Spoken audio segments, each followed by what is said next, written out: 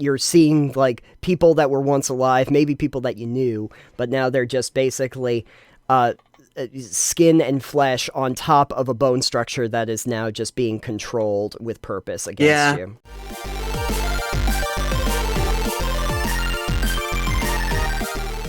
We are continuing our Spoop Fest here on the show. Our spooptacular. Sorry, the spooptacular.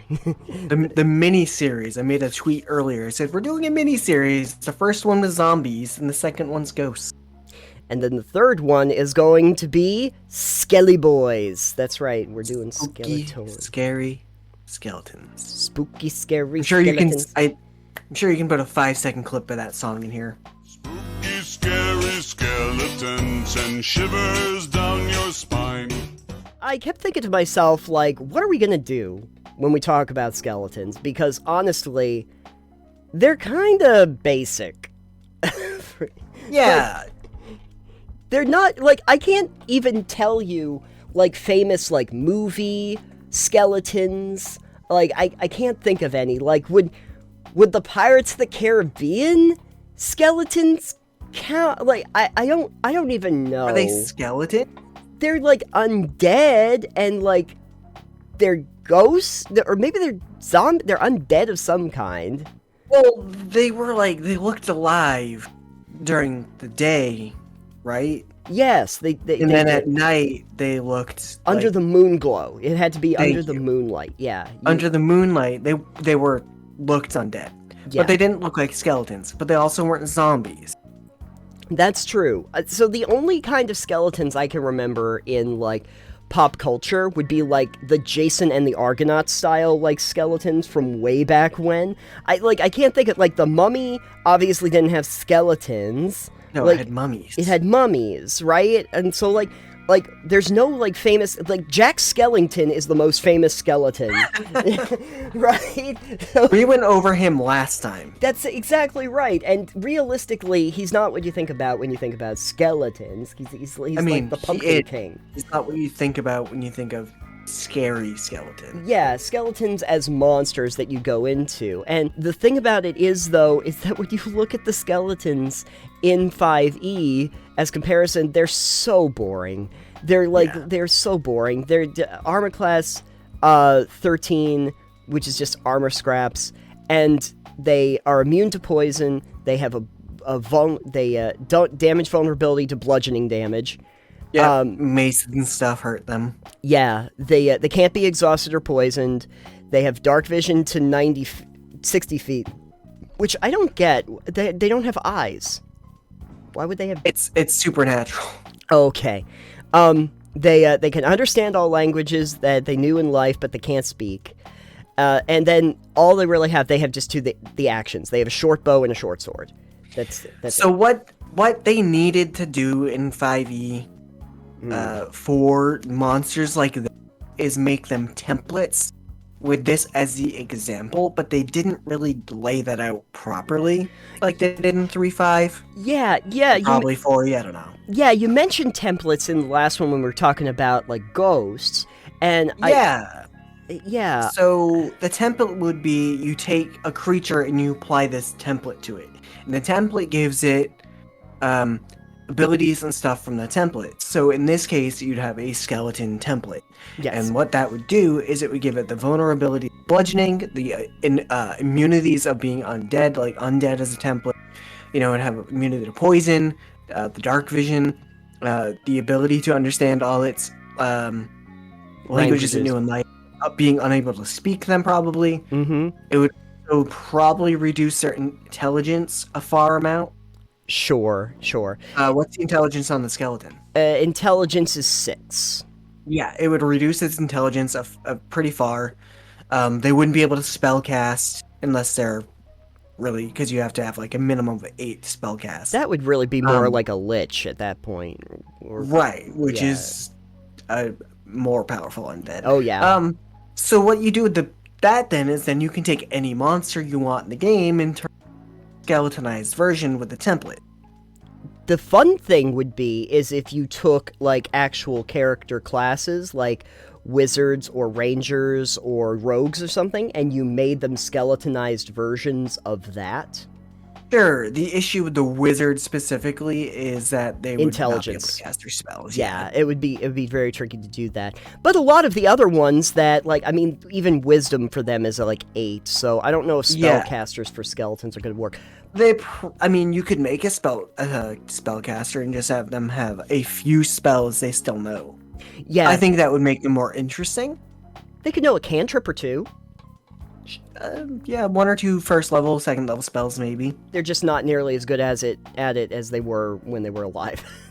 Yeah. they just have a very, very low threshold for you to like do resistance checks and stuff. Give them necromancy magic. I think if we're trying to make skeletons spooky, Yes. you give them necromantic abilities. Yes. You make them necromancy abilities or abilities to poison you or poison your blood or like make you bleed. Or you can maybe take a skeleton, instead of just being bones, maybe it's bones and then like flesh hanging off the bones. Okay. Yeah. Half-rotted skulls. Yeah, I'm trying to think like, so here's a way that you might be able to make skeletons a little bit more dangerous in a scenario. Let's go back to the village with like the false hydra that we talked about once upon a time, where like people get influenced by the false hydra. Okay, well imagine if we had somebody that was maybe a necromancer and they lived in this town and they were systematically turning members of the town into the skeletons and then controlling them.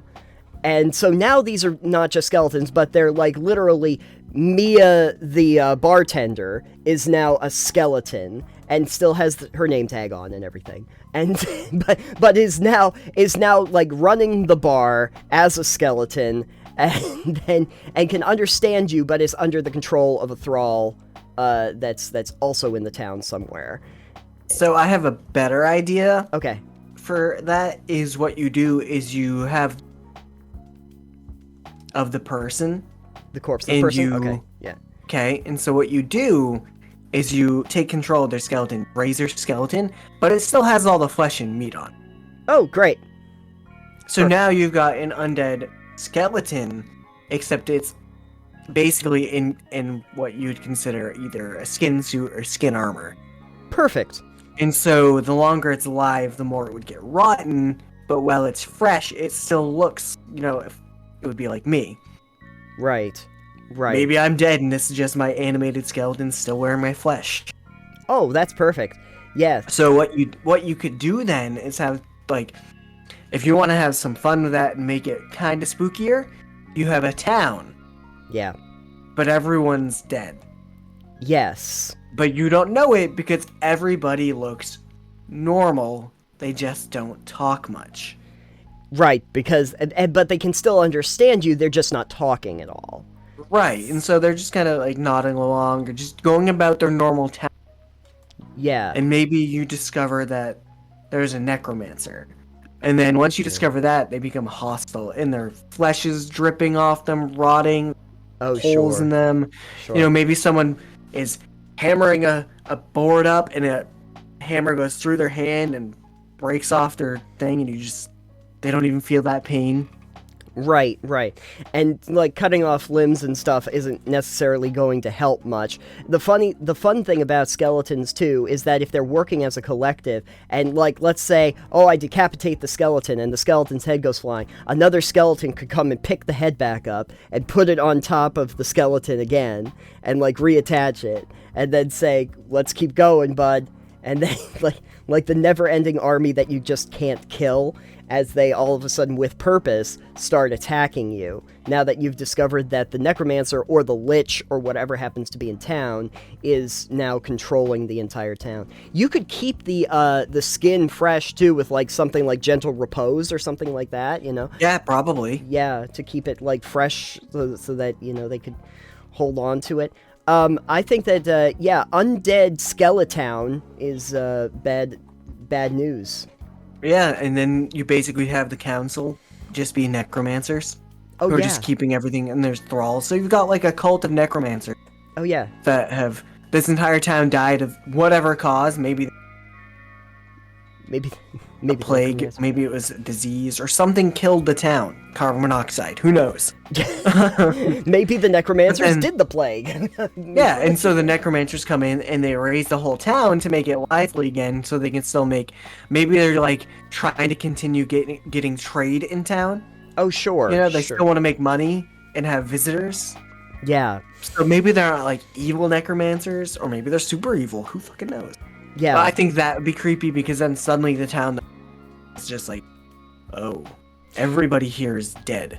They want travelers to come so that they have more people to turn into skeletons. Yeah, maybe that. Yeah. Maybe that. You know. Maybe Um, there's an actual reason why they need to kill people and turn them into skeletons. Perhaps another way that you could make skeletons a bit more of a hassle and scary to deal with, for instance, is make them harder to kill or only be able to die in a specific way. Okay.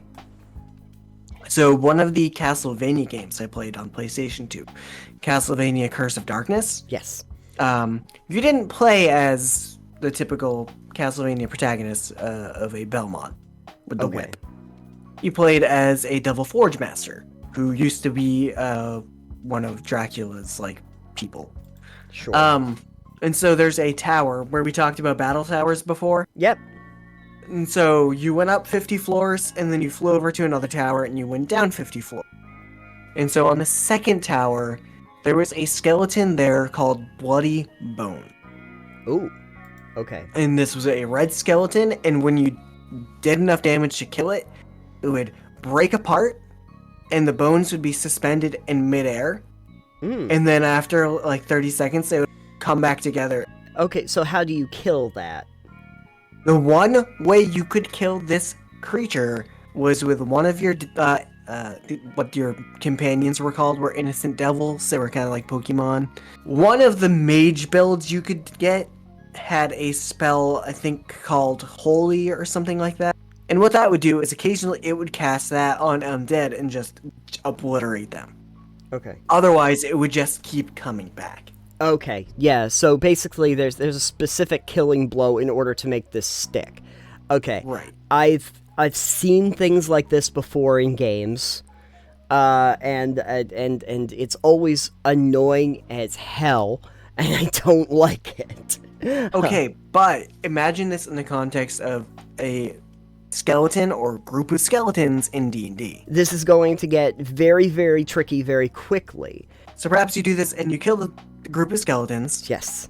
and you're going about collecting some of the loot around there, and then the bones start rattling and collecting back into skeletons again. Okay, yes. Okay, the way I'm seeing this is, so there's like a 1 or 2 turn gap between the bones shattering and the bones recollecting. And then in that time frame, you have to like cast something with probably radiant damage or maybe fire, something to that effect, that has to be cast on that rattling bones to disperse them. Sure, that, or you have to have like a specific item that maybe it's a holy item or relic artifact, depending on your campaign. Yeah. And you could do that. So you have to have this chalice, fill it up with water that then becomes holy water, pour it over the bones. Yes, I need to get a squirt gun full with the holy water that I just spurt on everybody. Yeah. Water arrows. You need specific water arrows, holy water arrows, that you can use for that. Okay, so I kind of see how we could do this where, like, maybe the council themselves are holding on to the specific chalice that they could use to defuse the skeletons if they get out of line or something. And then you have to go and find that chalice first, because otherwise the skeletons will just never stop coming at you, and you only can just disperse them for a couple turns while they're just stationary before they recollect and then start coming towards you again. Kind of an upgraded version of Night of the Living Dead.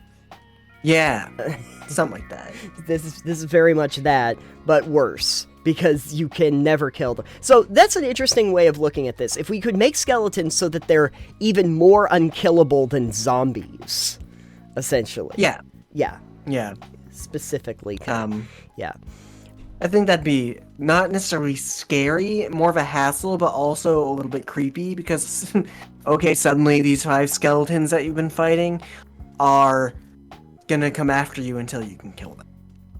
So now I'm thinking about how we can elevate this a little bit, and I think I can see how. You were talking about skeletons as like a, being able to put them as a framework for other monsters and stuff like that. So, fun idea is that the reason why the liches wanted to, engage with this is to try and attract adventurers that would be able to go out and fight monsters. They need the adventurers to go out and fight monsters and bring them back, because they want to then turn those monsters into skeletons. So it's to protect the town, essentially, and their interests. So all of a sudden, there's just a skeleton dragon or skeleton giants that are just around town that can be utilized by them. Yeah. And you get the party to go slay some giants, and then you raise the giants from the dead as skeletons. Yes, exactly. Now you have. And then you find some way to enchant these. Now you are in trouble.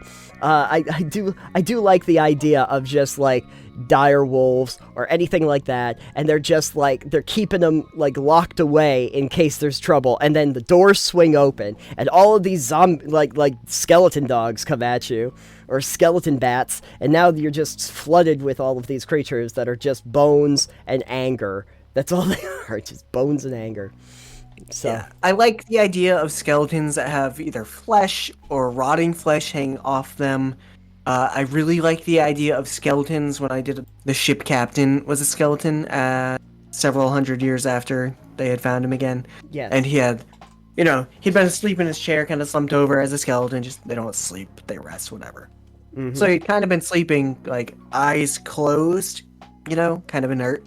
And then when they came into the room, his eyes lit up with, like, balefire. Nice. So just, like, blue flames in them. It's not, like, super creepy or anything or any manner like that, but it can be unnerving. Yeah. If done right. If you explain it, yeah, you know, in the darkness before you, you see glints of green flickering, like, throughout. Sure. Like, ahead of you, you just see flickering green lights, like pairs of them all over. And you like hold up the lantern and you just see like 20 or 25 skeletons with swords and shields. And the flickering is their eyes are flames. Oh, good. So now I just have bones and fire in front of me. The spoopy rating, skeletons as written, I give 1 out of 5 spoops. I think our version is probably closer to maybe a 4 on that scale. Yeah, I would say a 3 or 4 for our version, depending what you use as your basis for a skeleton and how you use them. I would like to know what other people do to spice up their skeletons. Yeah, I think that my favorite concept here, though, is the idea of essentially the living dead, but really being used more as the puppets, like the skeletons actually being used as puppets for some nefarious purpose. And that you're seeing, like, people that were once alive, maybe people that you knew, but now they're just basically skin and flesh on top of a bone structure that is now just being controlled with purpose against you. Yeah. That would be very unnerving once you... that the people even protecting, dealing with, seeing every day. Yes. Are really just, bone flesh puppets. Yeah, exactly. And when it starts to be like you cut in and the bones keep moving independent of all of that. It's like, but I went on a date with Maria last night. Yeah, exactly. You didn't tell me about that. Well, you don't speak, so I guess that kind of makes sense. I thought she was just mute and cold. Yeah, exactly. And it's like, well, I've dated kind of frigid people before, but, I didn't know it was going to be exactly like that. Still, top 5 dates. I'd like that as, like, the Tinder profile. It's like, still swiping right. Like, it's still... Anyway. I feel like the thumbnail for this now needs to have, like, a phone with a skeleton hand profile. The Tinder. We can call it like Splinter or something. It's like no. You know what? We call it the Bone Zone. Sorry.